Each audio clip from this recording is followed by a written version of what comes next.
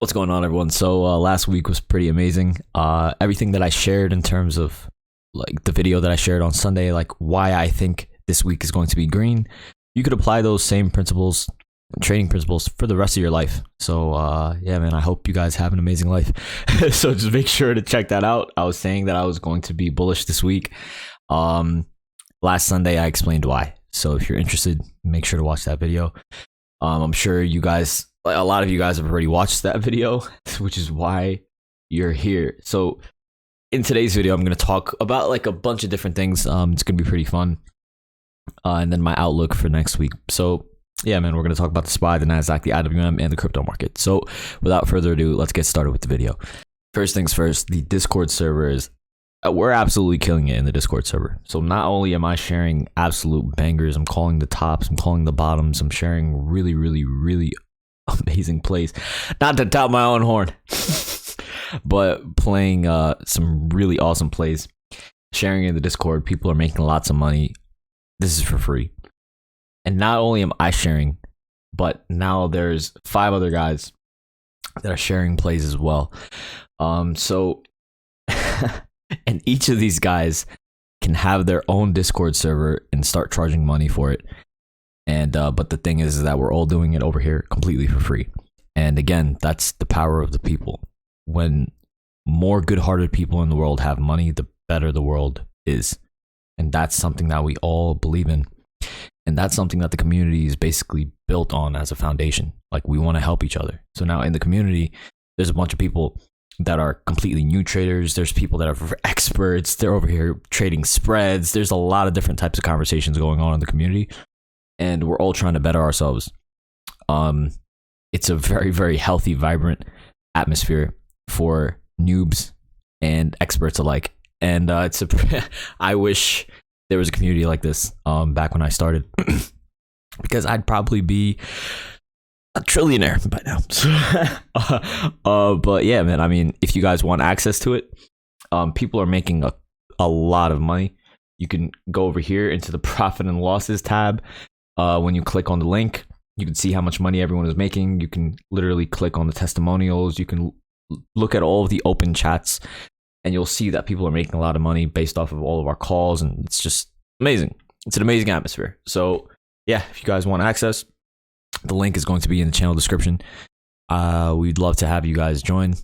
And yeah, man, I mean, if you want to work and you have the right goals and the reason for your goals, and you know, you're not a toxic, disgusting loser, then yeah, come on down. But yeah, man, all right, so let's get started with the video. So I want to start off the video by basically showing on June 10th, that Friday was when the CPI data came out, and that's when the CPI data was like much higher than people expected. So, you know, if you look at the daily chart for June 10th, you can see that June 10th was this big red candle here. So now what's interesting is the SPY has come and closed above that June 10th low. So now I think it's a really interesting time.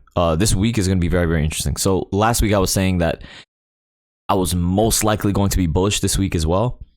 But damn, because the fact that this big 12-point move intraday was not what I wanted to see. I thought we were going to see 385 next week. But the fact that we saw 385 in the early morning and then we saw 390 towards the close, I was like, damn, next week is going to be, it's going to sort of be a toss up. So it's going to be neutral to bullish next week. I wanted it to just be another blatant, easy, just not having to do much thinking sort of week like today was. So in my opinion, like today, or this week, was a literally every dip, because we were so overextended to the downside on multiple different indicators, and just the fact that we were at support, we needed to retest resistance. I was showing how funds and banks and hedge funds and everything are not going to want to go short near support. They're going to want to go short near resistance, right? So now that we're at these levels of resistance, it sucks, because it's not going to be as easy to just buy the dip blindly. And again, guys, The only time we're buying the dips during a bear market are extreme overextensions to the downside, like we saw last week. Okay, so obviously now we're not extremely overextended to the downside. This is the chart of the SPY where you can see that we're trading below the 20 exponential. You can see that we came and filled the first big gap here. There is another gap from 395.78 to 411.74. Are we going to see that next this week? Probably not. I would not. I mean, we could, but I am personally thinking that 395 to 400 should probably be the max for this week. But overall, if you do want to start becoming bearish, if we start to shoot up to 395 to 400 to 405, you have to start scaling into shorts, in my opinion. For longer term, for maybe like August to September, you'd have to start scaling into shorts, because the pattern that we've been seeing so far is, once again, we fall down to support, we come back, retest levels of resistance, and then fall back down, break new lows.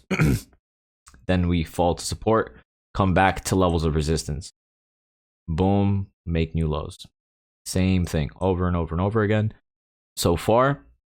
And this time, if we're going to go by the basic dynamics during a bear market, this should be no different. And since the Fed has not changed, the main thing, regardless of what's going on with the chart, regardless of what's going on with the stocks and our feelings and our portfolio and what people think, regardless of all that stuff, the main thing is that the Fed has not changed its narrative. They haven't changed their wording with things. The main bullish thing that they said last week, though, was Fed Powell said that the markets were doing a good job pricing in. The markets were doing a good job pricing in what the Fed was doing. So that was a very bullish sign that he was giving. But the main premise is that they want to create a soft landing. So all of these rips are good scaling in put opportunities for longer term. So, which is why I'm saying to get into September or August puts at the money as we continue going higher. But yeah, so next week I'm leaning more neutral to bullish. But we can easily just turn.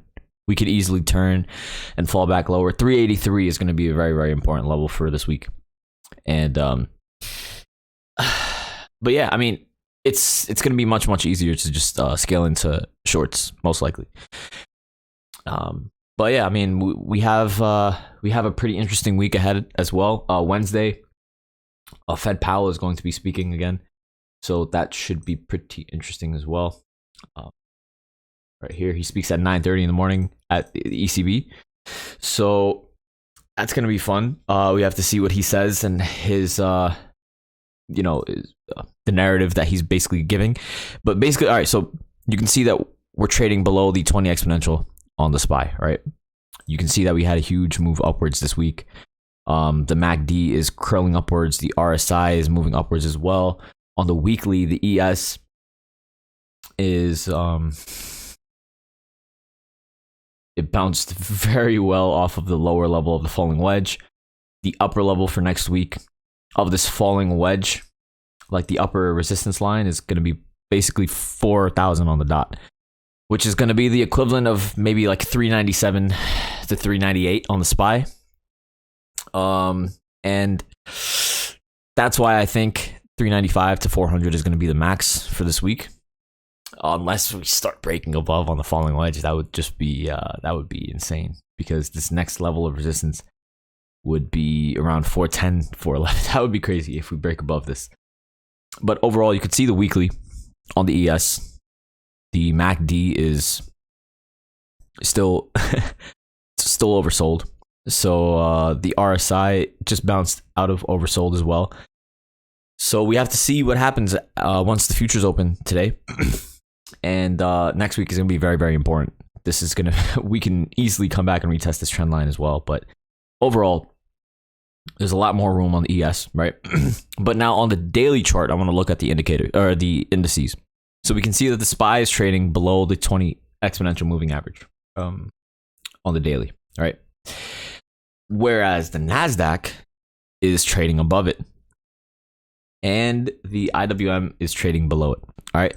So the NASDAQ stocks, for example, Apple, Amazon, Google, Tesla, Microsoft, all of these are killing it. So Apple is clearly trading, showing a lot of strength. Microsoft, killing it, showing a lot of strength. Amazon also killing it. Tesla doing really well compared to the rest of the market as well. And Google is really, really doing very, very well. It's the most furthest away from the 20 exponential, and it's very close to the upper level of the Bollinger Band.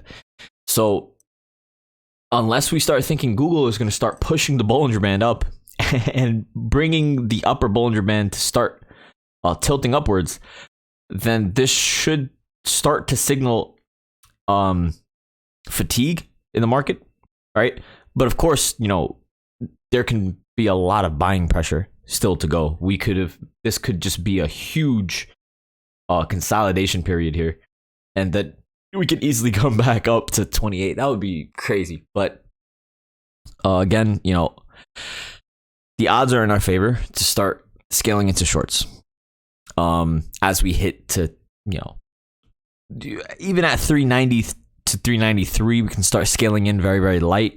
If the market starts ripping only because we went light, you know, we can get out. But mostly, I think that the top should be 395 to 400. But again, you know, we can overshoot. But again, it's really, really, really, really, really important to manage your risk in your portfolio. Last week was much easier to trade because we were algorithmically overextended. Whenever I make a video about a bottom, it's so easy to trade because there's you have so much statistics and everything on your side in terms of a bounce. But here it's sort of a toss up because you don't know how far the market can rip upwards, but you know inherently that the market is bearish. So that's why there's more finesse, there's more thinking involved in weeks like this, which make it a bit more complicated. But that's fine. So essentially, the reason why I'm showing you these tech charts is that these stocks are outperforming, but stocks like Google are starting to get to the upper level of these Bollinger Bands. So it's time to start being a bit wary to the long side. Especially in range-bound markets, you want to go long at support. You don't want to go long at resistance. And you can see that Google is clearly at a level of resistance here. So essentially, this week, I think we should top out at around 395 to 400. It could be a choppy week. I'm going to be leaning neutral to bearish. Neutral to bullish. I'm leaning neutral to bullish. This could be a very choppy week as well. It's not going to give as much clear direction. So just be very, very careful. And now let's go ahead and take a look at Bitcoin. So here's a weekly chart of Bitcoin. And you can clearly see, compared to the stock market, the crypto market is lagging. So we can see that we're at trendline support on the non-log as well as on the log chart. And we're trading outside of the lower Bollinger Band still. We opened and basically we're still outside of it currently. So next week, I do think, well, this coming week, I believe Bitcoin should have a green week. I do think that we should bounce to at least 22 to 23,000. That would be a better opportunity for shorts, right? Because right now at the moment, look, if we're trading within a range, we came back to 17.5 and there's no main level of resistance until, if you go on the daily, until about 22 to 23. So it would make sense for us to come up to these levels and get a better price for shorts to get filled up here. And then if not up here, then up here, right? So they would need to break above 23 and then the upper target would be 25 to 26. But clearly Bitcoin has been lagging. So that's the problem here. Because if the stock market begins to fall, right? Say, for example, the SPY falls from 390 to back to 370, right? Say, for example, shorting it this week was really, really phenomenal. We shorted it. If the stock market is up 6% this week and Bitcoin is only up, how much is it up this week? Bitcoin is only up 3.3%. Bitcoin usually outperforms the stock market per week. So the fact that it's underperforming is very, very bearish, unfortunately.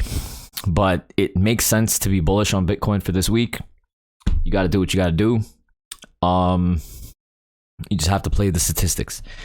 And just because every single setup is not going to be a huge automatic win, but it makes sense to go long Bitcoin currently for this week. Into next Sunday, 6 p.m., I'm going to be bullish Bitcoin unless we start breaking down levels of support and it starts looking really, really terrible. I bought into starter BITO calls. So if we fall back down to this trend line next week, I'm probably going to buy again, depending on how the SPY and everything is doing. But essentially, I do believe that Bitcoin should have a bullish week. If you look at the rest of the,